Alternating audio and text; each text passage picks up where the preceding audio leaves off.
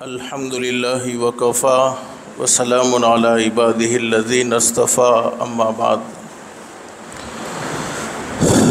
اللہ کا ہم سب پر بہت بڑا احسان اور بہت بڑا کرم ہے کہ اللہ پاک نے ہم سب کو تھوڑی دیر کے لیے اپنے گھر میں یعنی مسجد میں جمع فرمایا۔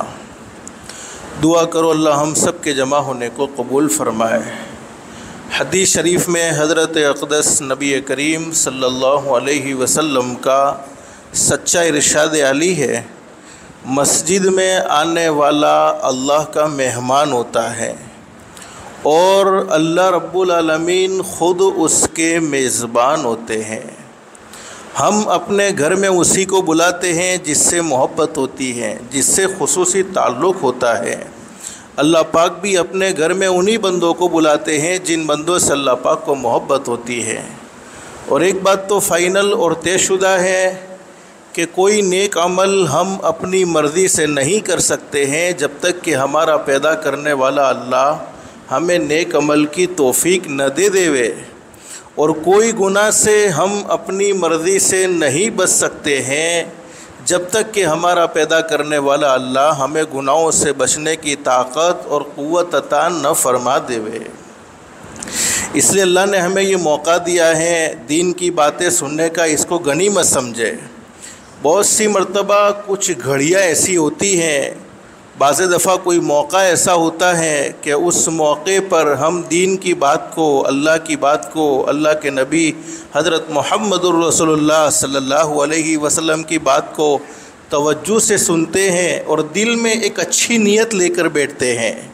نیت بھی درست ہونی چاہیے۔ بہت سی مرتبہ تو یہ ہوتا ہے، علماء فرماتے ہیں کہ جب آدمی مومن ہوتا ہے تو اس کی نیت بری تو نہیں ہوتی ہے، لیکن کبھی کبھی ایسا ہوتا ہے کہ ہم کوئی نیت ہی نہیں کرتے، ڈائریکٹ آ کر بیٹھے ہیں کہ چلو بیان سنیں گے۔ بیان بہت سی مرتبہ سنتے ہیں، تقریریں بہت سی مرتبہ سنتے ہیں، سننا سنانا بہت سی مرتبہ ہوتا ہے، اصل نہیں ہوتا تو زندگی میں عمل نہیں ہوتا، اور اصل زندگی بنتی ہے، زندگی سنورتی ہے، عمل سے سنورتی ہے۔ اور اللہ رب العالمین قرآن کریم میں خوشخبری سناتے ہیں، فبشر عباد، میرے بندوں کو خوشخبری سناؤ، الذین یستمعون القول فیتبعون احسنا۔ اللہ فرماتے میرے وہ بندے جو دین کی باتوں کو، قرآن کی باتوں کو، حدیث کی باتوں کو دھیان اور توجہ سے سنتے ہیں۔ جب ہم ادب سے سنتے ہیں، طلب سے سنتے ہیں، تو اللہ پاک ضرور عمل کی توفیق نصیب فرماتے ہیں۔ فیتبعون احسنا، اور سننے کے بعد اچھا عمل کرتے ہیں۔ کیا مطلب؟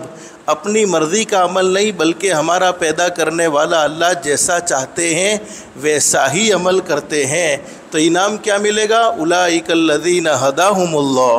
اللہ فرماتے میرے بندو تم زمین پر عمل کی نیت کرو گے، میں رب العالمین آسمانوں پر تمہارے لیے ہدایت کے فیصلے کر دوں گا، اور ہدایت سے بڑھ کر کوئی دولت ہو نہیں سکتی۔ دنیا کی مختصر سی زندگی میں انسان کو سب کچھ ملے، ہدایت نہ ملے، اعمال صالحہ کی توفیق نہ ملے، اس انسان کی دنیا کی زندگی بیکار ہے۔ اور جس کی دنیا کی زندگی اللہ کو ناراض کر کے بگڑ گئی، اللہ حفاظت فرمائے، اللہ حفاظت فرمائے، اس کی آخرت کی زندگی درست نہیں ہو سکتی ہے۔ اس لیے کہ اللہ پاک نے دنیا کی زندگی آخرت کی زندگی بنانے کے لیے، آخرت کی زندگی سنوارنے کے لیے نصیب فرمائی ہے۔ بس اللہ سے دل سے دعا کر لو اللہ ہم سب کو عمل کی توفیق نصیب فرمائے۔ ہمارے حضرت مفتی صاحب کوئی تعارف کے محتاج نہیں، ہر کوئی آدمی ان کو جانتا ہے، بلکہ مختصر سا تعارف یہ ہے کہ ہمارے حضرت مولانا آدم صاحب، ان کو کون نہیں جانتا ہے؟ حضرت مفتی صاحب کو بہت جانتے ہیں، لیکن اس نسبت سے بہت کم جانتے ہیں حضرت مولانا آدم صاحب مجادر والے، جن کا ابھی قریب میں انتقال ہوا۔ حضرت والا ان کے چھوٹے بھائی ہوتے ہیں۔ بس اللہ سے دل سے دعا کر لو جتنی باتیں اللہ ہمیں حضرت کی زبان سے سننے کی توفیق عطا فرماوے۔ آج پکا ارادہ کریں گے انشاءاللہ کہ وہ ساری باتوں کو ہم اپنی زندگی میں عمل میں بھی داخل کریں گے انشاءاللہ۔ اللہ ہم سب کے لیے عمل کرنا آسان فرمائے۔ بسم اللہ الرحمن الرحیم، نحمدہ و نصلی علی رسول الکریم۔ بیچ میں چھوٹے چھوٹے بچے بھی بیٹھ گئے، ماشاءاللہ۔ آ جاؤ، قریب قریب آ جاؤ تھوڑی دیر کے لیے۔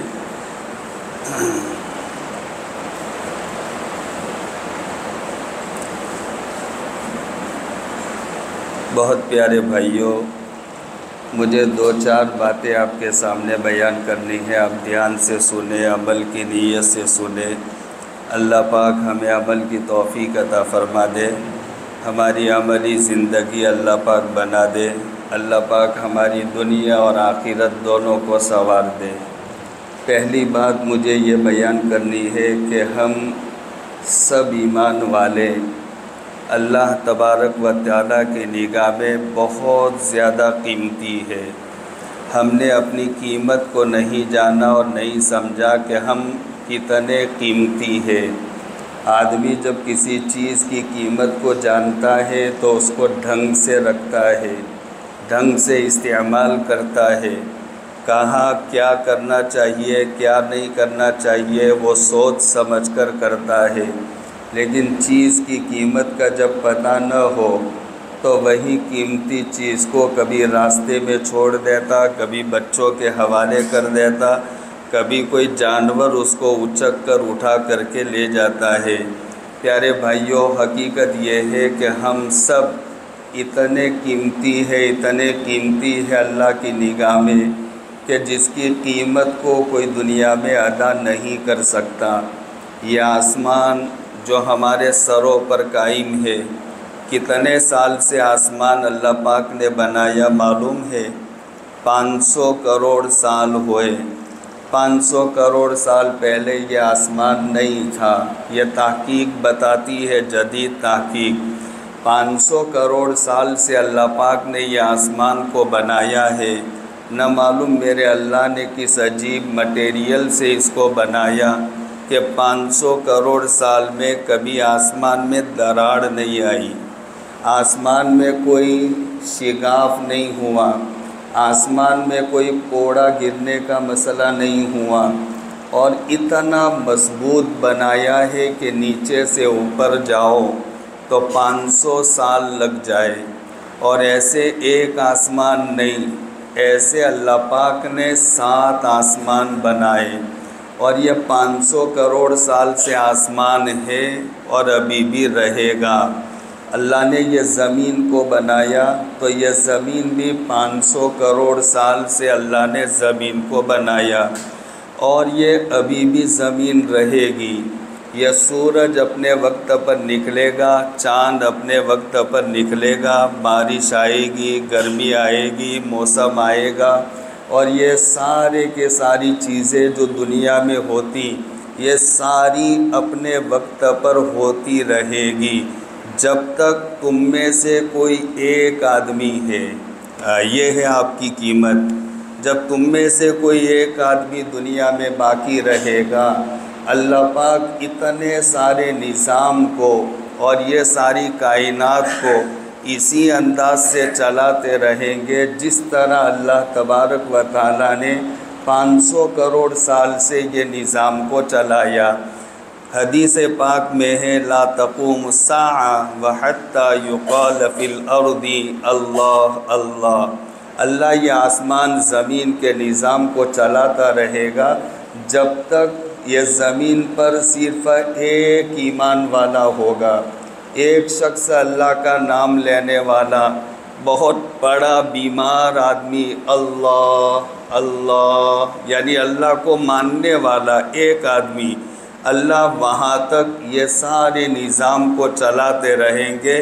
وقت پر سورج بھی نکلے گا، وقت پر دن بھی آئے گا، رات بھی آئے گی، اور یہ نظام چلتا رہے گا۔ اور جب یہ ایک ایمان والا دنیا سے ختم ہو گیا، اس وقت میں دنیا انسانوں سے خالی نہیں ہوگی۔ پالن پور کے اچھے لوگوں سمجھو، دنیا انسانوں سے بھری پڑی ہوگی۔ دنیا میں اربوں خربوں پدموں نہ معلوم کتنے انسان دنیا میں ہوں گے، اور کاروبار بھی چلتا ہوگا، فیکٹریاں بھی چلتی ہوگی، دکانیں بھی لگی ہوئی ہوگی، محلات کے محلات بھی ہوں گے، بڑی بڑی بلڈنگیں اور بنگلے بھی کھڑے ہوں گے، لوگ گاڑیاں موٹریں کاریں لے کر دوڑتے بھی ہوں گے، ہوائی جہاز آسمانوں میں اڑتے بھی ہوں گے، ٹرین چلتی بھی ہوگی، لوگ جانوروں کا دودھ دوہتے بھی ہوں گے۔ یہ سب کام کاج ہوتا رہے گا، اور جب ایک ایمان والا آخری جو دنیا میں تھا، جس کی وجہ سے یہ نظام قائم تھا، وہ اٹھ گیا۔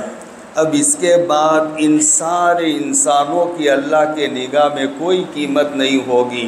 اللہ تبارک و تعالیٰ اسرافیل علیہ السلام کو حکم دیں گے کہ اب تم اپنا کام کر دو۔ اسرافیل علیہ السلام کا کام یہ ہے کہ صرف سنگ میں پھونک مارنا، یوں کریں گے،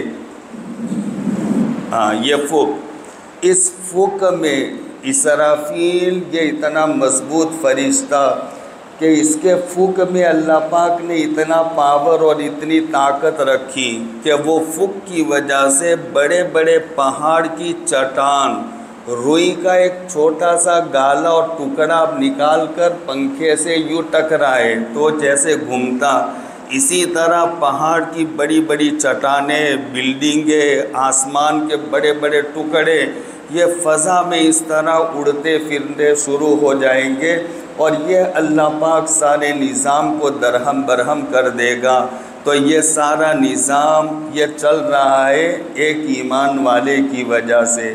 اتنا قیمتی ہے ایمان والا، اور جو آدمی جتنا قیمتی ہو میرے بھائیوں، وہ قیمتی بنتا ہے اس کے عمل کی وجہ سے۔ اس کے عمل اگر قیمتی ہے تو آدمی قیمت والا بنے گا، اگر عمل اس کا قیمتی نہیں تو اس کی قیمت، اس کا ویلیو گھٹتا رہے گا۔ ہم اللہ کی نگاہ میں جب قیمتی ہے تو ہمارے اعمال بھی کیسے ہونے چاہیے؟ قیمتی۔ ہمارے اعمال بھی اچھے ہونے چاہیے۔ اچھے اگر ہمارے اعمال ہے، اللہ کی نگاہ میں ہمارا مقام اور بڑھتا رہے گا، ہمارا ویلیو اور بڑھتا رہے گا۔ ایک ایمان والا جو آخری درجے کا ایمان والا ہوگا، آخری درجے کا ایمان والا، اللہ پاک نے اس کے لیے دنیا سے 10 بڑی گنی جنت کو تیار فرمایا۔ اور جنت میں اللہ پاک نے جو نعمتیں رکھی، قرآن کریم بیان فرماتا ہے لا عین رأت ولا اذن سمعت۔ اللہ نے ایسی ایسی نعمتیں جنت میں بنائی کہ دنیا میں کسی آنکھ نے اس کو نہ دیکھا، نہ کسی کان نے سنا۔ ایک ادنا سے ایمان والے کے لیے اللہ پاک نے اتنی بڑی جنت، قرآن کریم کہتا ہے اذا رأیتہ ملکا عظیما، کہ جب وہ ایمان والا آخری درجے کا جنت میں جائے گا، اپنی جنت کو دیکھے گا تو ایسا محسوس کرے گا کہ مجھے تو بہت بڑی حکومت اللہ پاک نے عطا فرما دی، یہ ہے ہمارا مقام، یہ ہمارا مرتبہ۔ ہم نے آج تک ہمارے مقام اور مرتبہ کو سمجھا نہیں۔ ہم اللہ کی نگاہ میں بڑے قدر والے، اللہ کی نگاہ میں بڑے مقام والے، اپنے مقام کو سمجھ کر ہمیں اب اپنے اعمال میں لگنے کی ضرورت ہے میرے بھائیوں۔ دیکھو ایک دوسری بات مجھے یہ بتانی ہے، ابھی جو یہ ماحول دنیا میں چل رہا اور دنیا میں جو ماحول بنا ہوا، یہ ماحول کو قرآن و حدیث کی روشنی میں کہا جائے تو یہ ایمان سوز ماحول ہے۔ ایمان سوز ماحول کا مطلب کیا؟ ایسا ماحول ہے کہ اس ماحول میں ایمان والے کو اپنا ایمان بچانا بہت زیادہ مشکل ہے۔ ایسا ماحول یہ پوری دنیا میں ابھی چل رہا۔ اللہ کے نبی علیہ الصلوۃ والسلام نے 1400 سال پہلے ایسا ماحول ہونے والا، اس ماحول کی پیشن گوئی فرمائی تھی کہ ایسا ماحول ہوگا کہ اس ماحول میں ایمان پر، اسلام پر، دین پر، صحیح عقیدوں پر، قرآنی تعلیم پر، نبوی تعلیم پر، اسلامی حلیے پر، شریعت کے دائرے پر جمنا آدمی کے لیے اتنا مشکل ہوگا جتنا کہ سلگتے ہوئے انگارے کو اپنے ہاتھ میں رکھنا۔ کون ایسا مرد میدان مجاہد ہے کہ جو سلگتے انگارے کو اپنے ہاتھ میں لے کر اطمینان کے ساتھ کھڑا رہے؟ یہ جتنا مشکل اور کٹھن کام، ایسا وہ ماحول میں اپنے ایمان اور اپنے اسلام کو بچانا اتنا مشکل ہوگا۔ وہی ماحول میں آج ہم اور آپ جی رہے۔ اگر ماحول ذرا ٹھیک ہو، موافق ماحول ہو، تو موافق ماحول میں آدمی چلتا رہتا، بچتا رہتا۔ لیکن جب یہ مخالف ماحول شروع ہو جائے، وہ مخالف ماحول ایمان کے خلاف اور اسلام کے خلاف ماحول میں آدمی کو اپنے آپ کو ایمان اور اسلام کے اوپر جمانا بڑا مشکل ہوتا۔ اس لیے یہ ماحول میں، جس ماحول میں ہم جی رہے، میرے پیارے بھائیوں، ہماری ذمہ داری اور بڑھ جاتی ہے۔ ہمارے ایمان کی حفاظت، ہمارے اسلام کی حفاظت، ہماری اولاد اور ہمارے نسلوں کی ایمان کی حفاظت کرنے کی ذمہ داری یہ ہماری اور بڑھ جاتی۔ اگر دنیا بھر کی کائنات، دنیا بھر کی دولت مل جائے، لیکن اگر میرے اور آپ کے پاس ایمان نہ رہے تو کچھ کام کی ہے میرے بھائیوں؟ ارے بتاؤ کچھ کام کی ہے؟ دیکھیے، ہم ہماری ماں کے پیٹ میں تھے اور ماں کی پیٹ میں ہم 120 دن کے تھے۔ یاد رکھو یہ حدیث، 120 دن کے تھے۔ اس وقت اللہ پاک نے آسمان سے ایک فرشتہ بھیج کر اللہ پاک نے یہ لکھوا دیا تھا وہ فرشتے سے کہ دنیا میں مجھے کیا ملنے والا ہے۔ یہ دنیا کا مال، دنیا کی روزی، دنیا کا مسئلہ، یہ تو اللہ پاک نے جب ہم ہمارے ماں کے پیٹ میں 120 دن کے تھے تبھی سے مسئلہ حل فرما دیا۔ الذی یجمع خلق احدکم فی بطن امہ 40 یوما نطفۃ ثم یکون علقۃ مثل ذلک ثم یکون مضغۃ مثل ذلک۔ جب انسان اپنے ماں کے پیٹ میں جاتا تو 40 دن پر اس میں بدلاؤ آتا ہے۔ وہ فرشتہ اللہ پاک اس پر مسلط کر دیتے اور وہ فرشتہ اس پر کام کرتا رہتا۔ 40 دن کام کرنے کے بعد اللہ کو رپورٹ دیتا ہے کہ اللہ پاک میں نے یہاں تک کام کیا۔ اللہ آگے کے کام کرنے کی اجازت دیتے، پھر وہ اور آگے کام کرتا۔ 40 دنوں کے بعد اللہ کو رپورٹ دیتا، پھر اللہ پاک اس کو اور کام کرنے کی اجازت دیتے۔ وہ 40 دن اور کام کر کے اللہ کو رپورٹ دیتا۔ جب 120 دن ہو گئے تو اب حدیث پاک کے الفاظ ہیں ثم یبعث الیہ الملک، اللہ پاک پھر وہاں ماں کے پیٹ میں آسمان سے ایک دوسرا فرشتہ بھیجتے، فیؤمر باربع کلمات، اور وہ فرشتے کو اللہ پاک 4 کام کرنے کا حکم دیتے۔ یقول، اللہ کہتے اکتب اجلا، پہلا کام اللہ فرشتے کو دیتے کہ یہ بچہ جو ابھی پیٹ میں پل رہا، یہ دنیا میں آنے کے بعد میں کتنا جیے گا وہ لکھ دے۔ تو ہماری زندگی کو اللہ پاک نے جب ہم ماں کے پیٹ میں 120 دن کے تھے اس وقت اللہ پاک نے ہماری زندگی کو لکھوا دیا۔ اور دوسری بات، اکتب رزقا، دنیا میں وہ کتنا رزق پائے گا، اس کو مکان ملے گا، بنگلہ ملے گا، بلڈنگ ملے گی، کاریں ملے گی، موٹریں ملے گی، کارخانے ملیں گے، فیکٹری ملے گی، جاب ملے گی، سرکاری ملازمت، ڈگری ملے گی، کیا ملے گا؟ یہ اللہ پاک نے لکھوا دیا۔ اور جو اللہ پاک نے لکھوا دیا ہے وہ ہو کر کے رہے گا۔ اور یہ تو یہاں پر تو لکھوا دیا، ہم نے ماں کے پیٹ میں تھے 120 دن کے، لیکن اس سے بھی پہلے آسمان اور زمین، میں نے کہا 500 کروڑ سال پہلے، 500 کروڑ سال سے بھی 50,000 سال پہلے، میری بات کو سمجھنا، حدیث پاک میں ہے کتب اللہ مقادیر الخلائق قبل یخلق السماوات والارض ب50,000 سنہ، آسمان اور زمین کو پیدا کرنے سے 550,000 سال پہلے اللہ پاک نے میرے لیے دنیا میں کیا ملنا کیا نہیں ملنا وہ اللہ نے لکھ دیا ہے۔ وہ مجھے ہر حال میں مل کر کے رہے گا، یہ اللہ کا حتمی فیصلہ ہے، اللہ کا قطعی فیصلہ ہے۔ یہ آپ کا پالنپور، یہاں پر پہلی مرتبہ ہم آئے، نہ معلوم مولی وسیم کون سی گلیوں میں گھما کر کے بالکل پالنپور کے آخری کنارے پر لا کر کے یہاں مجھے چھوڑا۔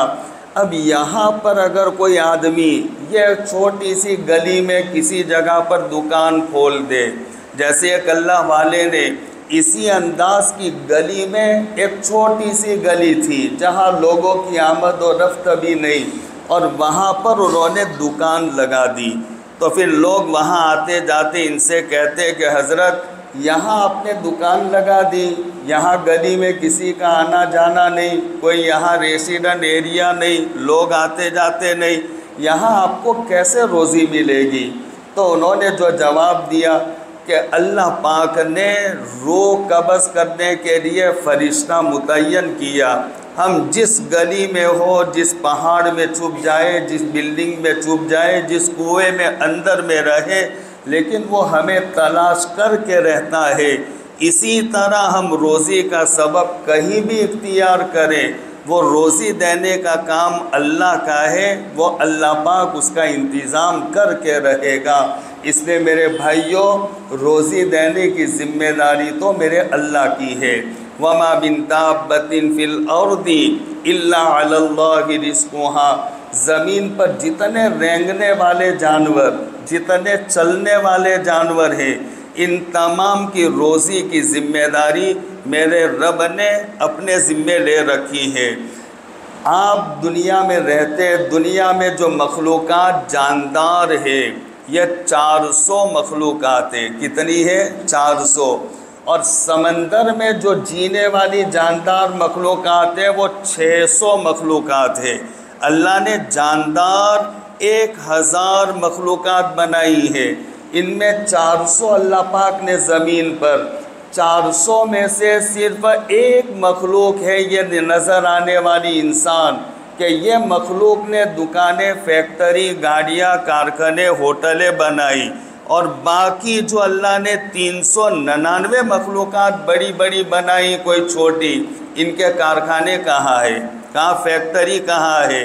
ہاتھی کتنا بڑا جانور، کتنی عجیب مخلوق اللہ نے بنائی، اس کے لیے کوئی دکان کا انتظام نہیں، کوئی کھیتی باڑی کا انتظام نہیں، لیکن ہاتھی کبھی بھوک کی وجہ سے مر گیا ہو؟ شاید آپ نے اخبار میں دیکھا نہیں ہوگا۔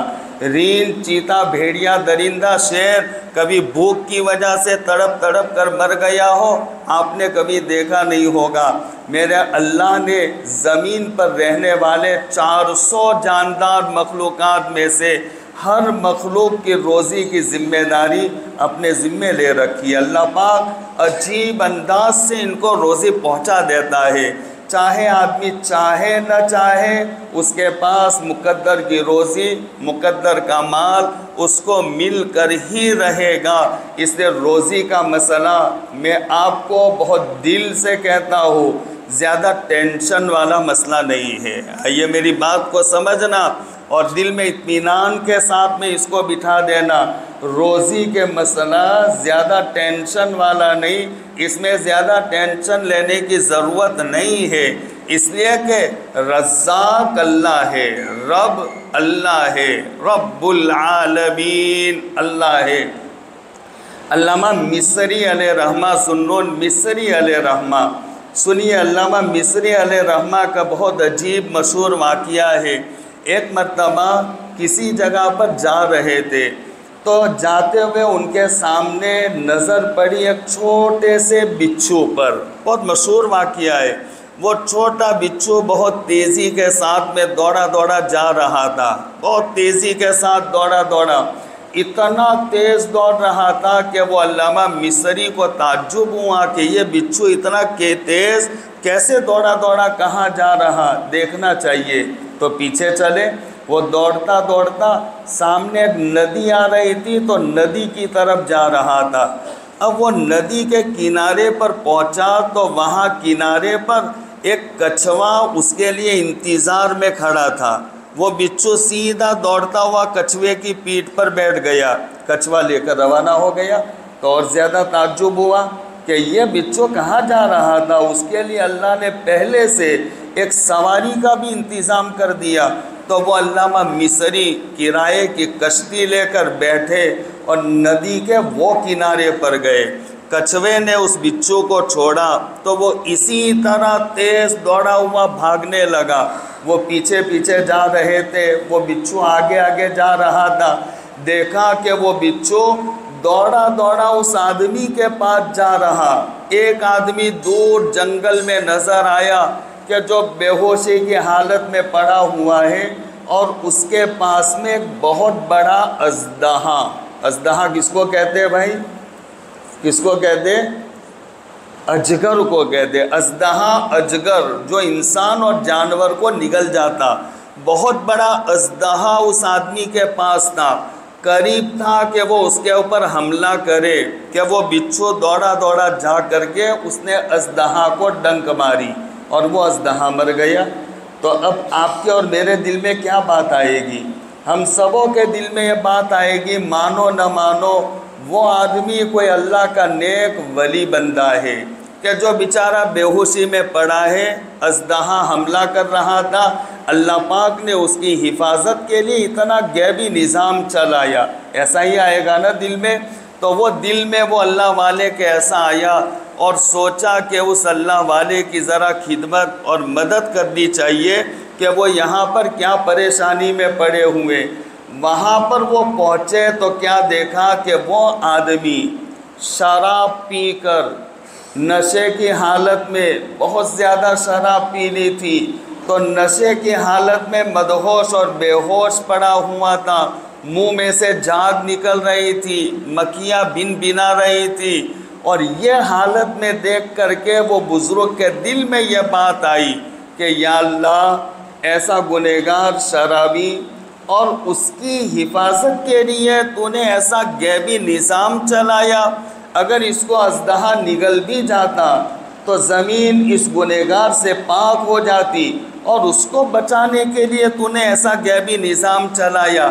تو جب یہ ان کے دل میں بات آئی تو میرے رب کریم، رب کائنات کی طرف سے ان کو جواب دیا گیا، او میرے نیک بندے، اگر ہم صرف نماز پڑھنے والے، روزہ رکھنے والے، زکوٰۃ دینے والے، حج کرنے والے، صدقہ خیرات کرنے والے اور نیک لوگوں کا خیال رکھے، انہی کے پالنے تربیت کرنے کا ہم خیال رکھے، تو ہمارے ان گنہگار بندوں کا کون ہوگا؟ ہم تو رب العالمین ہیں، لہذا جیسے ہم نیکوکاروں کے رب ہیں ایسے ہم گنہگاروں کے بھی رب ہیں۔ میرا رب کسی کو ٹالتا نہیں۔ آج مسلمانوں سے زیادہ جو اسلام کے دشمن ہیں، اللہ ان کو روزی دے رہا ہے نا، ان کے پاس زیادہ ہے۔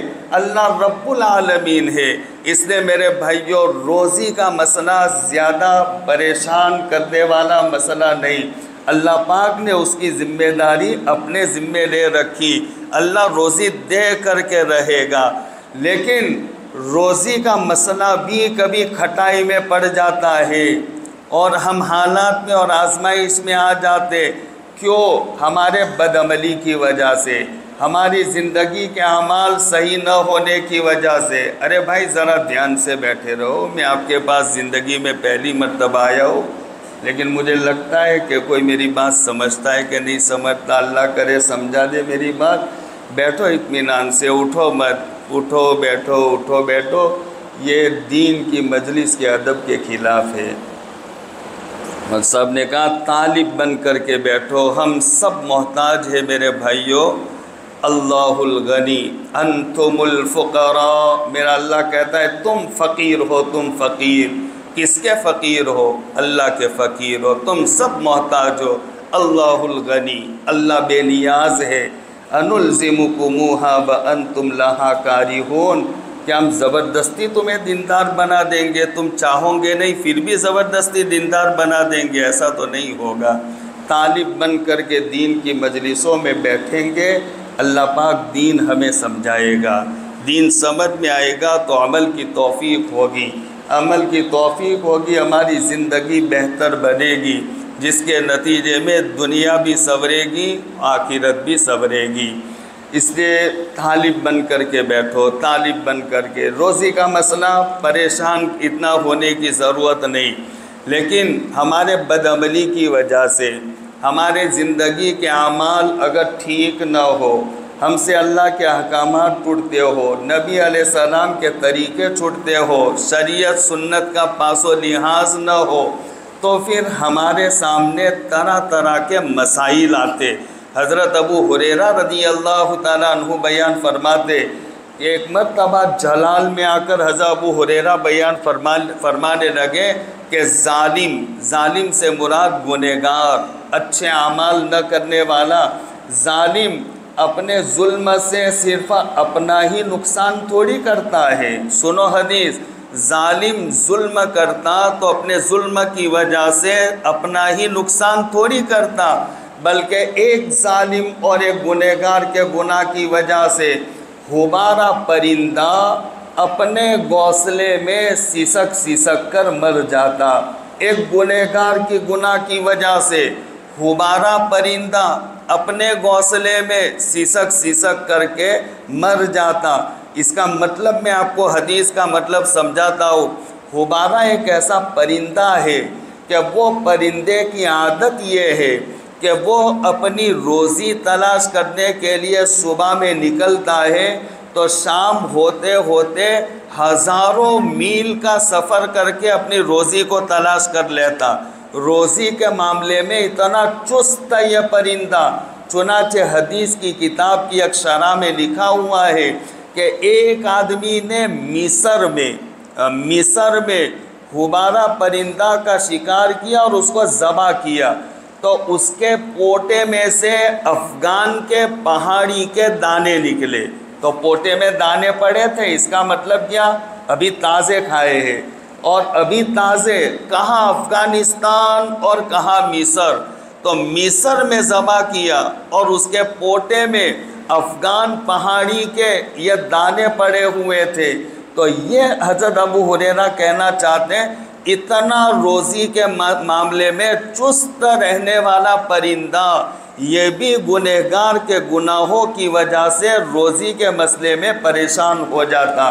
اب میری زندگی میں میرے بھائیوں اللہ کا حکم نہیں ہے، میری زندگی میں نماز نہیں ہے، میری زندگی میں روزہ نہیں ہے، میری زندگی میں صدقہ نہیں ہے، میری زندگی میں زکوٰۃ نہیں ہے، میری زندگی میں والدین ماں باپ کی خدمت کرنا نہیں ہے، میری زندگی میں رشتہ داروں کی رشتہ داری کو نبھانا نہیں ہے، میری زندگی میں پڑوسیوں کا خیال کرنا نہیں، میری زندگی میں محلے والوں کے ساتھ ہمدردی کرنا نہیں، میری زندگی میں ایمان والوں کے حقوق کی ادائیگی نہیں۔ کتنے احکامات میری زندگی سے ٹوٹتے جا رہے۔ یہی حال میرے بچے کا، یہی حال میرے دوسرے بچے کا۔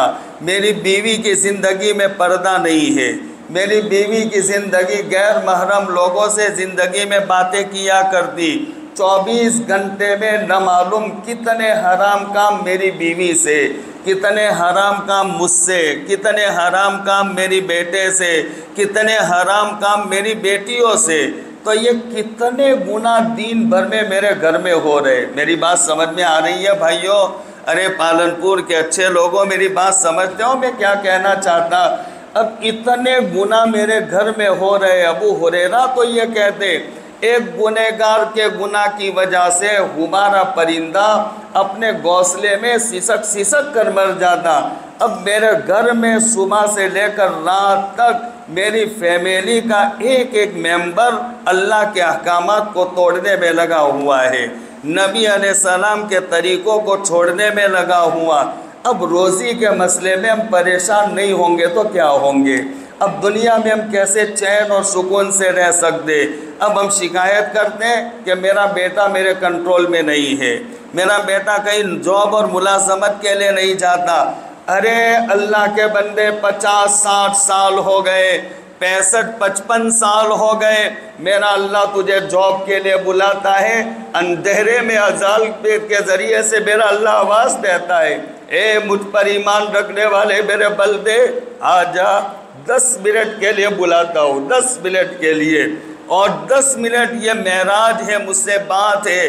55 سال میں میں نے کبھی میرے اللہ کے اللہ اکبر کا جواب دے کر میں مسجد میں نہیں آیا، ظہر میں 5 منٹ کے لیے میں نہیں آیا، عصر میں 5-6 منٹ کے لیے نہیں آیا، میں عصر مغرب اور عشاء میں اللہ کے بلاوے کو میں نکار دیتا ہوں، اور پھر میں امید رکھتا ہوں کہ میں زندگی میں سکون سے رہوں، زندگی میں مزے سے رہوں، زندگی میں اطمینان سے رہوں۔ ارے میرا اللہ قدم قدم پر مجھ سے ناراض ہے میرے بھائیوں، قدم قدم پر ناراض ہے۔ میرے حلیے سے میرا اللہ ناراض، میرے چال سے میرا اللہ ناراض، میرے آنکھوں سے میرا اللہ ناراض، میرے بول سے میرا اللہ ناراض، میری سنوائی سے میرا اللہ ناراض، میرے ہاتھوں کے عمل سے میرا اللہ ناراض، میرے پاؤں کی چال سے میرا اللہ ناراض، میرے کاروبار کے طریقے سے میرا اللہ ناراض، میرے پڑوسیوں کے رہن سہن سے میرا اللہ ناراض۔ ارے جس ماں باپ نے مجھے جانا، جس کے واسطے سے میں دنیا میں آیا، وہ ماں باپ کے معاملے میں میرا اللہ مجھ سے ناراض ہے۔ ہاں، میرا اللہ مجھ سے ناراض ہے ماں باپ کے معاملے میں۔ اب اتنا میں اللہ کو ناراض کیا ہوا ہوں، اور پھر میں یہ چاہوں کہ دنیا میں سکون سے رہوں، میں اطمینان سے رہوں، تو آپ سوچو میں اکثر کہا کرتا ہوں، یہ اس میں سے سب سمجھداروں کا مجمع ہے۔ آپ صبح میں جاب یا دکان پر جانے سے پہلے گھر پر آپ کی بیوی کے ساتھ میں تھوڑا سا کچھ انبن ہو گیا، تھوڑا مسئلہ آگے پیچھے ہو گیا، اور آپ ناراض ہو کر یا بیوی آپ سے ناراض ہو کر کے بولنا بند کر دیا اور آپ چلے گئے، تو اگر کوئی آفیسر آفس میں جائے تو شاید 6 بجتے بجتے بہت سارے کام میں لوچے مارے گا، وہ ہوگا نا ایسا؟ کوئی دکاندار ہوگا تو کتنا حساب میں وہ گڑبڑی کرے گا۔ تھوڑا ایک بیوی سے مسئلہ ہو گیا، اپنا کوئی دکاندار، اس کے ہاتھ کے نیچے اگر بہت سارے 2 4 5 ملازم اور نوکر ہے، تو نہ معلوم غصے میں کسی نوکر کو اس دن وہ ملازمت اور جاب سے نکال دے گا، کبھی کسی کو تماچا مار دے گا۔ کیا ہو رہا ہے یہ کیا ہو رہا؟ ایک بیوی کی ناراضگی کی وجہ سے، جو بیوی مجھے کیا دیتی ہے بیوی؟ صبح میں اٹھ کر میرے لیے ٹفن کی 3 روٹیاں بناتی، ہفتے میں 2-3 مرتبہ مجھے کپڑے دھو کر دیتی، پریس کر کے دیتی، میرے گھر میں جھاڑو پوچھا دیتی۔ اس کے علاوہ بیوی ہمیں کیا بنگلہ دیتی، گاڑی دیتی؟ یہ 4-5 کام کر کے دیتی، لیکن وہ ناراض ہو گئی تو میرا دماغ ٹھکانے نہیں رہا، کتنا نقصان کر دیا۔ ارے میرے اللہ نے آپ کو آنکھیں دی ہے، ابھی کے میں بات کرتا ہوں، سنو بات اچانک یاد آ گئی۔ امریکہ کے ایک سائنسدان نے موٹا حساب لگایا، امریکہ کے ایک سائنسدان نے ابھی موٹا اللہ پاک نے انسان کی باڈی میں کتنی مالیت کو اور کتنی قیمتی چیزوں کو فٹ کیا ہے، موٹا حساب لگایا، تو اس نے موٹے حساب میں بتایا 360 کروڑ کا مال اللہ نے تمہاری باڈی میں فٹ کر دیا ہے۔ میں آپ سے پوچھوں کہ آپ اپنی آنکھ 10 لاکھ میں دے دوں گے بھائی؟ ارے 100 لاکھ میں دوں گے؟ 1 کروڑ میں دوں گے؟ ہاں، اب یہ بھی تیار نہیں ہوں گے، گردہ مانگ لو ان سے دو، آپ 2 گردے دے دو، میں آپ کو 25 کروڑ دے دوں گا۔ وہ کہیں گے 25 کروڑ لے کر گردے نہ رہے، میری زندگی بیکار۔ اب یہ 300 کروڑ کی مالیت یہ میرے اللہ نے ہر پیدا ہونے والے انسان کو دی، اور ہم اکیلے استعمال کرتے۔ ان کی آنکھ انہوں نے کبھی اپنی بیوی کو استعمال کے لیے نہیں دی، پرائیویٹ ہے۔ میرا کان پرائیویٹ، میری زبان پرائیویٹ، میرا ہارٹ پرائیویٹ، میرا گردہ پرائیویٹ، اور میری گاڑی جیسے میں خود استعمال کروں، کسی کو نہ دوں، ایسے میرا گردہ میں 50-60 سال سے برابر استعمال کرتا رہتا ہوں، آنکھیں استعمال کرتا ہوں، کان استعمال کرتا ہوں، جگر استعمال کرتا ہوں، ہارٹ استعمال کرتا ہوں۔ او میرا کریم اللہ، کتنا بڑا کریم! یہ دنیا دار ان کی دی ہوئی لائٹ اگر 1.5-2 مہینے استعمال کرے تو 2 مہینے کے بعد 1000-2000 کا لائٹ بل تھما دیتے۔ ارے آتا ہے نا، تم نے ہماری دی ہوئی بجلی کے پنکھے سے ہوا کھائی، ہماری لائٹ سے تم نے روشنی حاصل کی، لو یہ 2000 بھر دو۔ میرے اللہ کی دی ہوئی آنکھیں میں 50-60 سال سے استعمال کرتا ہوں، میرے اللہ نے بل نہیں دیا مجھے، واہ میرا اللہ واہ۔ میرے اللہ کی زبان استعمال کرتا ہوں 50 سال سے، میرے اللہ نے بل نہیں دیا۔ میرے اللہ کے دیے ہوئے گردے استعمال کرتا ہوں، میرے اللہ نے کبھی بل نہیں دیا۔ تو ایک بیوی جو تھوڑا سا میرا کام کر دے، اور وہ ناراض ہو جائے تو میرا دن خراب ہو جاتا ہے، میں موڈ میں نہیں رہتا، اور وہ بیوی بھی گھر میں موڈ میں نہیں رہے گی، وہ بچے کو زبردستی مار دے گی، پیٹ دے گی، نقصان کر دے گی، کیوں؟ شوہر ناراض ہو گیا۔ ارے میرا اللہ اتنا دینے والا، ماں کے پیٹ سے ابھی تک پالنے والا، ابھی میں دنیا میں نہیں آیا تھا، ماں کے پیٹ میں اچھل کود رہا تھا، اور دنیا میں آنے سے پہلے میرے اللہ نے میرے لیے کہ میرا بچہ، میرا بندہ 9 مہینے تک ایک بند جگہ میں رہ کر کمزور بن گیا ہے، اور بھاری اور ثقیل غذا نہیں کھا سکتا، تو بغیر گھی اور بغیر فیٹ اور بغیر چکناہٹ والا دودھ اللہ پاک نے اس کے آنے سے پہلے ماں کی چھاتی میں پیدا کر دیا۔ اور عجیب میرے اللہ کی شان کہ سخت گرمی کا موسم ہو، آپ اپنے گال پر ہاتھ رکھو تو بھی گرم آپ کو نظر آئے، ایسی گرمی میں ماں جب اپنی چھاتی اپنے بچے کو دیتی تو ٹھنڈا ٹھنڈا دودھ اس میں سے نکلتا، اور سخت ٹھنڈی کا موسم ہو کہ آپ اپنے لحاف میں سے ہاتھ باہر نکالو تو کرنٹ لگے، ہر چیز ٹھنڈی، اور ایسے ٹھنڈے، خود عورت کی پستان پر ہاتھ رکھو تو وہ برف کی طرح ٹھنڈی، لیکن وہ پستان جب وہ بچے کے منہ میں دیتی تو اللہ اس میں سے معمولی ہلکا ہلکا گرم دودھ، تاکہ میرا بندہ جو ابھی 5 دن کا ہے، 7 دن کا ہے، ابھی 2 مہینے کا ہے، اس کو نمونیا نہ ہو جائے۔ ارے کیسا کریم اللہ ہے میرا اللہ، کیسا کریم! اس اللہ نے اس انداز سے مجھے پالا، یہ دیا، اور پھر وہ اللہ کو صبح سے شام تک، شام سے صبح تک، صبح سے دوسرے دن، پورا ہفتہ، پورا مہینہ، پورا سال، پورے 5 سال، پورے 10 سال، پورے 50 سال سے میں ناراض کرتا رہتا ہوں۔ اب بتاؤ میں راضی رہ سکتا ہوں؟ ارے بتاؤ پالم پور کے اچھے لوگوں، بتاؤ میں راضی رہ سکتا ہوں؟ ایک بیوی ناراض ہو جائے تو ہمارے موڈ خراب ہو جاتا، بیوی کا موڈ خراب ہو جاتا۔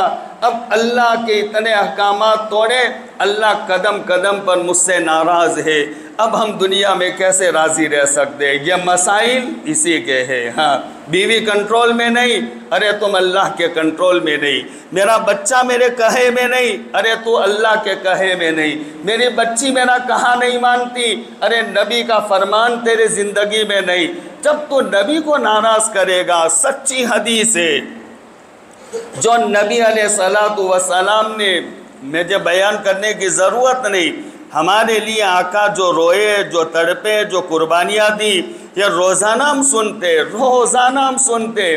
اب وہ نبی علیہ السلام کے سامنے ہر ہفتے میں، ارے سنو میری طرف دھیان رکھ کر، ہر ہفتے میں ایک مرتبہ میرے ہفتے کے اعمال نبی علیہ السلام کے سامنے پیش کیے جاتے۔ دیکھو نبی علیہ السلام، یہ تمہارے فلانے شہر کا یہ امتی، اس کے یہ ہفتے کے اعمال، میری زندگی میں نہ روزہ ہے، میری زندگی میں نہ نماز ہے، میری زندگی میں جھوٹ ہے، دھوکہ ہے، شراب ہے، جوا ہے، خدا کی نافرمانی کرنا، والدین کو ستانا، اللہ کے بندوں کو دکھ دینا۔ اب یہ ساری اللہ کے نبی علیہ السلام کے سامنے پہنچیں گے تو میرا نبی کا دل ہم خوش کرنے والے یا آپ کے نبی کے، ہمارے نبی کے دل کو زخمی کرنے والے؟ بتاؤ بھائی، ارے بتاؤ، خوش کرنے والے یا زخمی کرنے والے؟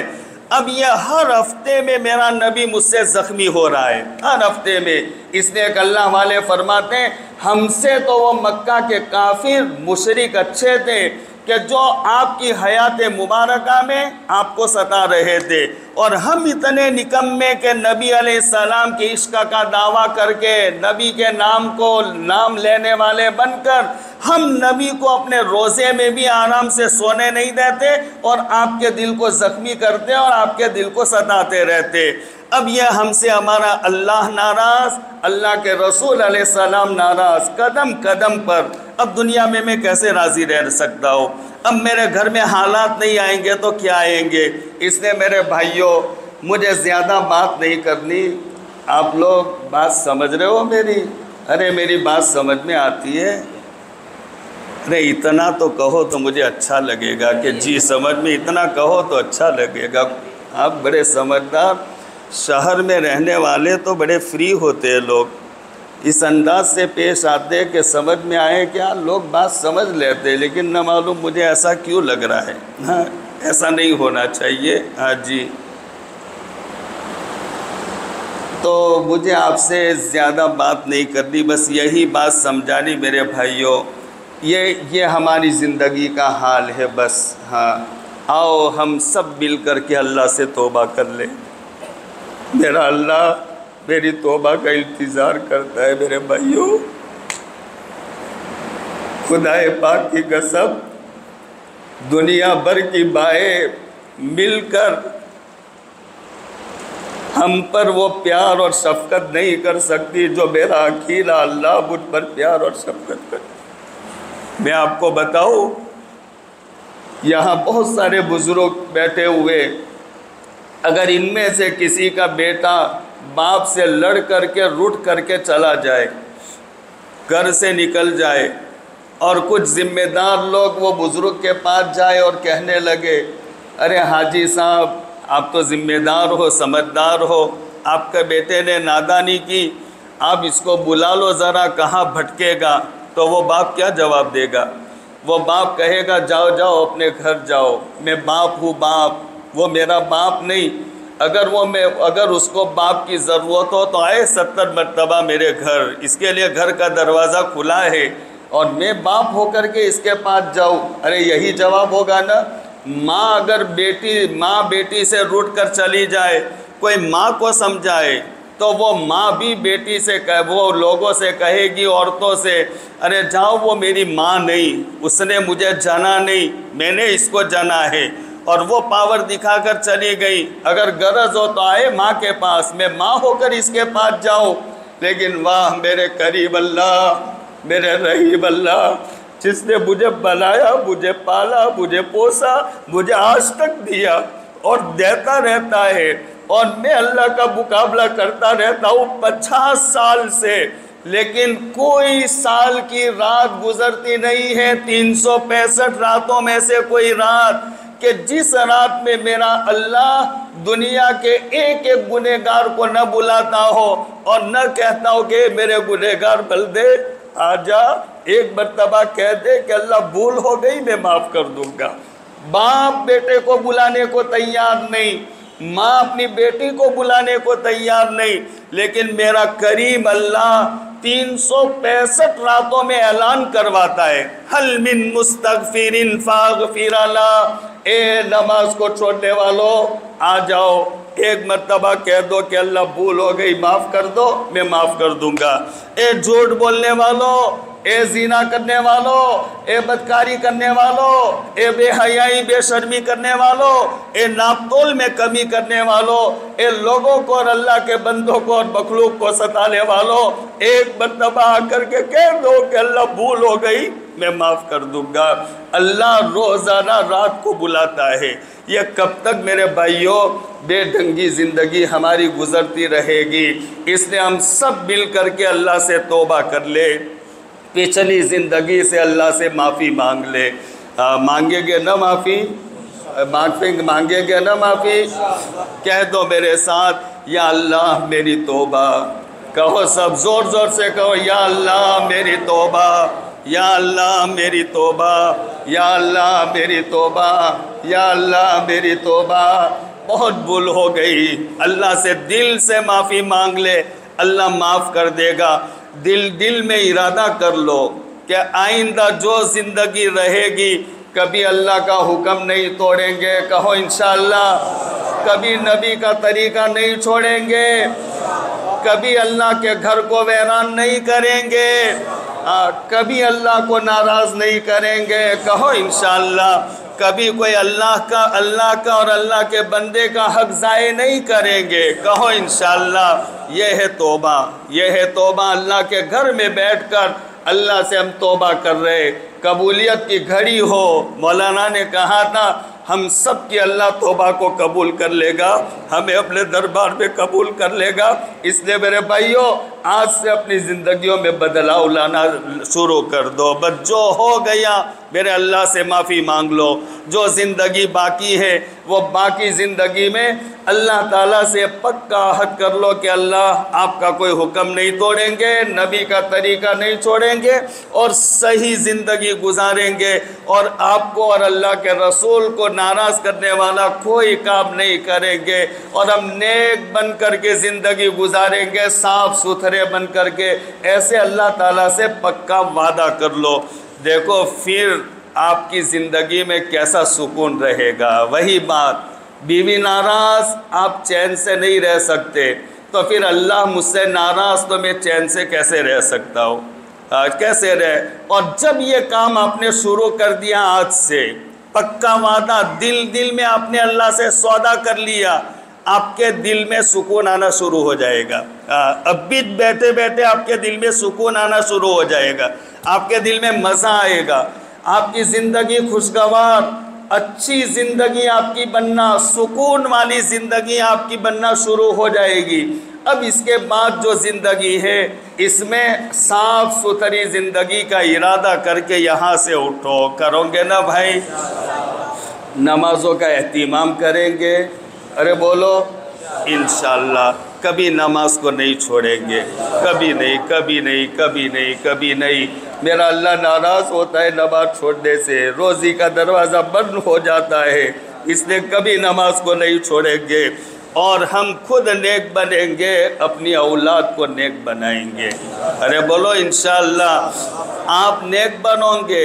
حضرت عبداللہ ابن مسعود رضی اللہ تعالیٰ عنہ اتنے بڑے صحابی ہیں کہ ان کا مقام دیکھے تو ٹوپی نہیں، ہمارے سر کے بال نہیں، ہمارا سر گر پڑے. اتنے بڑے مقام کے صحابی ہیں، لیکن وہ حضرت عبداللہ ابن مسعود جب نماز کی حالت میں ہوتے اور ان کے لڑکے کا لڑکا آ جاتا تو وہ نماز کو لمبی پڑھتے، سکون سے پڑھتے، اطمینان سے پڑھتے، اور نماز کو ذرا دیر سے ختم کرتے، اور پھر اپنے بیٹے سے فرماتے، پوتے سے، کہ بیٹا، پوتا، تیری وجہ سے میں نے اپنی نماز کو ٹھیک پڑھا ہے، صحیح پڑھا. کیا مطلب؟ اس کا مطلب کہ بیٹا یہ باپ کی زندگی کو دیکھتا ہے. میرا باپ چوری نہیں کرتا، میرا باپ لوٹ گھسیٹ نہیں کرتا، میرا باپ میرے ماں باپ کی عزت کرتا، وہ بیٹا نوٹ کرتا ہے. آپ بوڑھے بلو گے، یقین رکھو کہ آپ کا بیٹا آپ کے کندھوں پر آپ کو اٹھا کر گھومے گا، اس لیے کہ اس نے اپنے نظروں سے دیکھا کہ میرے باپ نے میرے دادا کو اپنے کندھوں پر اٹھا کر یہ ہسپتال وہ گھومتا تھا، آپ کا بیٹا لے کر گھومے گا. آپ کو جیسا دیکھے گا بیٹا ویسا وہ بیٹا آپ کے ساتھ میں معاملہ کرے گا. اس لیے آپ نیک بنو گے، آپ کی اولاد نیک بنے گی. آپ نمازی بنو گے، آپ کی اولاد نمازی بنے گی. آپ نمازی بنو گے، اللہ راضی ہوگا. اللہ راضی ہوگا، اللہ آپ کو راضی رکھے گا. اللہ آپ کو راضی رکھنے کے لیے آپ کی اولاد کو آپ کا کہا ماننے والا بنائے گا. آپ کی اولاد آپ کا کہاں مانے گی، آپ کو پریشان نہیں کرے گی، دکھی نہیں کرے گی. کیوں؟ آپ نے اللہ کو راضی کر لیا. اس لیے بس یہی بات کا خلاصہ ہے، ہم اپنی زندگیوں میں بدلاؤ لائے، نیک بنے، اپنی اولاد کو نیک بنائے، اولاد کو دینی تعلیم دینے کا شوق دلائے. میں نے مستورات میں بات کرتے کرتے اچانک مجھے ایک بات یاد آ گئی تھی، تو میں نے وہ بات بتائی تھی مستورات میں.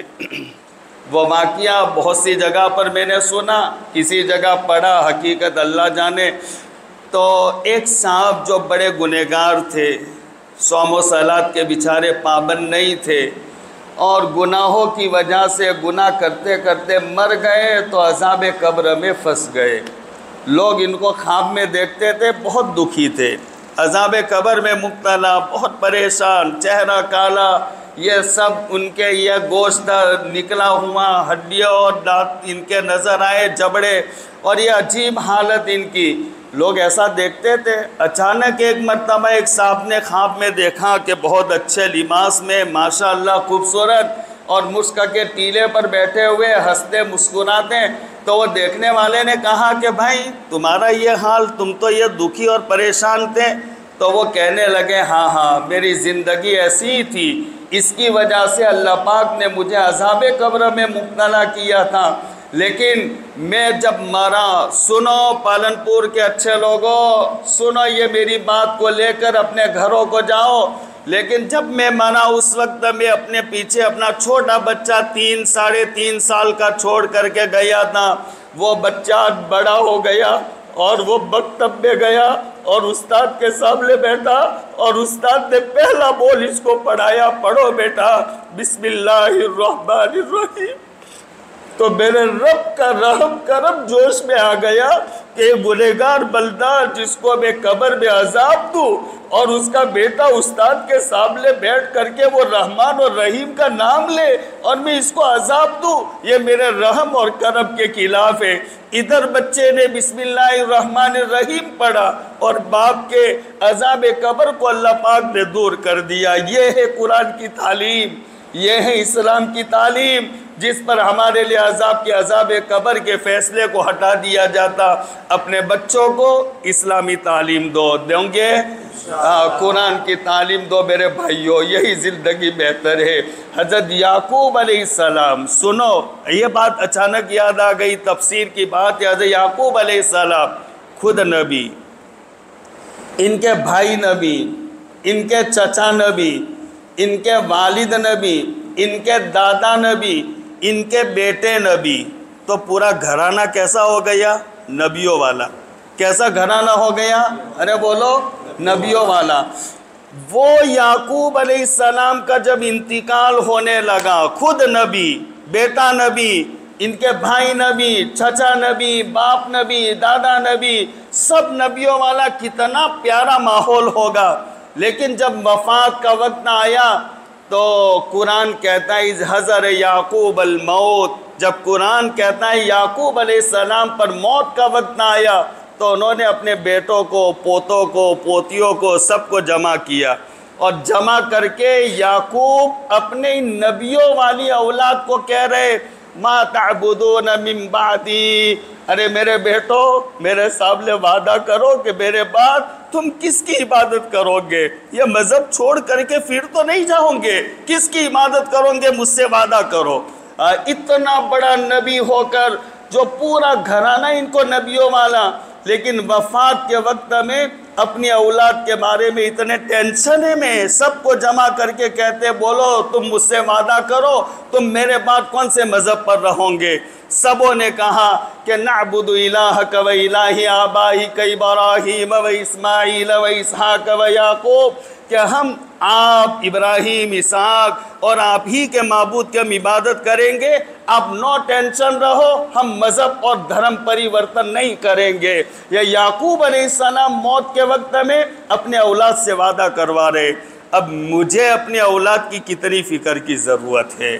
جب یعقوب اپنے اولاد کی اتنی فکر کر رہے، مجھے اپنے اولاد کی کتنی فکر کی ضرورت ہے؟ اس لیے میرے بھائیوں، ہم خود نیک بنے، اپنی اولاد کو نیک بنائے، مذہبی تعلیم، اسلامی تعلیم، عقائد ان کے درست، مکتب شوق سے بھیجے ان کو، اور ساتھ میں اگر اور زیادہ اللہ ہمت دے، دیکھیے میں آپ کو گھنٹے تک بیان کر سکتا ہوں، قرآن کی آیتیں پڑھ کر، حدیثیں بیان کر کر کے، جن کو یہ سمجھ میں آتا ہے کہ دنیا کی ڈگریوں کی وجہ سے روزی ملتی ہے، یہ دھوکہ ہے۔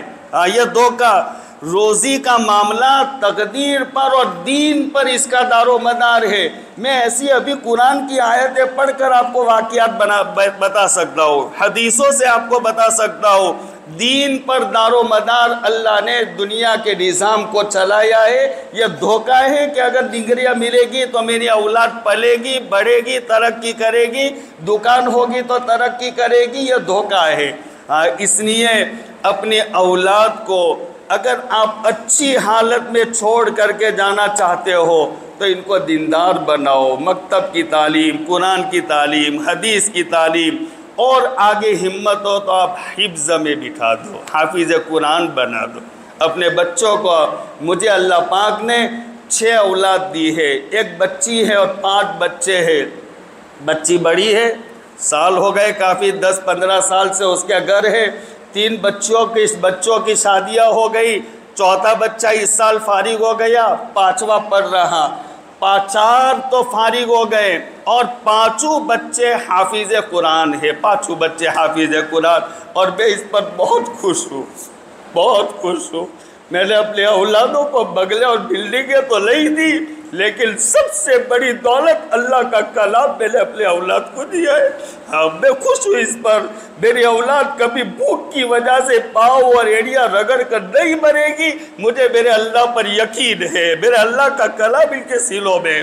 ارے جس اللہ کا کلام، جو اللہ کا کلام سینوں میں رکھے، کیسے جو دنیا کی معمولی ڈگریوں کے بول سینوں میں رکھتے ہیں وہ بھوکے نہیں مرتے، میرا اللہ کا کلام جس کے سینے میں بھوکے مرے گا وہ بہت دور کی بات ہے، بہت سوچ سے دور کی بات ہے۔ آپ اپنے بچوں کو حافظ قرآن بناؤ، ارادہ کرو بھائی، انشاءاللہ بناؤ، اللہ مدد کرے گا، اللہ مدد کرے گا۔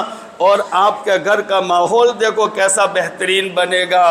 آپ کر کے تو دیکھو، بچوں کو عالم بنا کر کے دیکھو، حافظ بنا کر کے دیکھو، بچہ قرآن حفظ کرے گا، قرآن کی تلاوت صبح میں اٹھ کر گھر میں کرے گا، رات کو سوتے وقت کرے گا، دوپہر میں۔ ارے اللہ کا کلام جس جگہ پر پڑھا جاتا ہے وہاں پر رحمتوں کی بارش ہونا شروع ہو جاتی، وہاں پر رحمتوں کے فرشتوں کا نزول ہوتا۔ میرا گھر آج فرشتوں سے محروم ہو گیا۔ اب قرآن کی تلاوت ہوگی، رحمتوں والے فرشتے آئیں گے، رحمتوں کی بارش ہوگی، میرے گھر میں برکتوں کا نزول ہوگا، اور میرے گھر میں اس کے نتیجے میں سکون، چین اور اطمینان آئے گا۔ اس لیے اپنے بچوں کو حافظ قرآن بناؤ، عالم دین بناؤ، اور دینی اعتبار سے ان کو آگے بڑھاؤ۔ اور ساتھ میں ہم ایسا نہیں کہتے، دنیاوی تعلیم بھی آپ دو، ڈاکٹر بھی بناؤ، انجینئر بھی بناؤ، اور بڑی بڑی ڈگریاں بھی دلاؤ، کوئی منع نہیں ہے، لیکن ایسا تو نہ کرے کہ ڈگریاں حاصل کرنے کے لیے میرے اللہ کے کلام کو بھی چھوڑ دے، نبی کے فرمان کو بھی چھوڑ دے۔ یہ کہاں کی عقل مندی؟ اللہ پر اب ایمان رکھنے والے، نبی علیہ السلام کو سچے دل سے ہم نبی کہنے والے، اور آپ کی تعلیمات کا کوئی فکر نہ ہو، اور صرف دنیاوی تعلیم، یہ تو کوئی عقل مندی کی بات نہیں ہے۔ اللہ پاک ہمیں عمل کرنے کی توفیق عطا فرمائے، ہمارے بیٹھنے کو قبول فرمائے، ہمارے جمع ہونے کو قبول فرمائے۔ یہ اللہ کے جتنے بندے یہاں بیٹھے سب کو اللہ پاک ان کی جو ضرورتیں اور تمنائیں، جائز ضرورتیں اور تمنائیں، اللہ ان سب کو پورا فرمائے۔ جو پریشان ہو اللہ ان کی پریشانیوں کو دور فرمائے، دل سے دعا ہے۔ ان میں جو قرضدار ہے اللہ ان کے قرضوں کی ادائیگی کی غیب سے شکلیں اور صورتیں پیدا فرمائے۔ جو بیمار ہے اللہ ان کو شفا عطا فرمائے۔ جن کے گھروں میں کوئی بیمار ہے اللہ پاک ان کو بھی شفا عطا فرمائے۔ جن کے جو پوشیدہ مسائل ہے جو کسی کو کہہ نہیں سکتے اللہ پاک ان مسائل کو بھی حل فرمائے۔ جن کے پاس ذاتی مکانات نہیں اللہ ان کے لیے ذاتی مکانات کا انتظام فرمائے۔ ان کی اولاد کے لیے بھی ذاتی مکان کا انتظام فرمائے، اور جن کے سب کے مسائل اللہ حل فرمائے، اور آپ تمام کے ایمان کی، اسلام کی، اعمال کی، سامان کی، ہر چیز کی میرا اللہ حفاظت فرمائے۔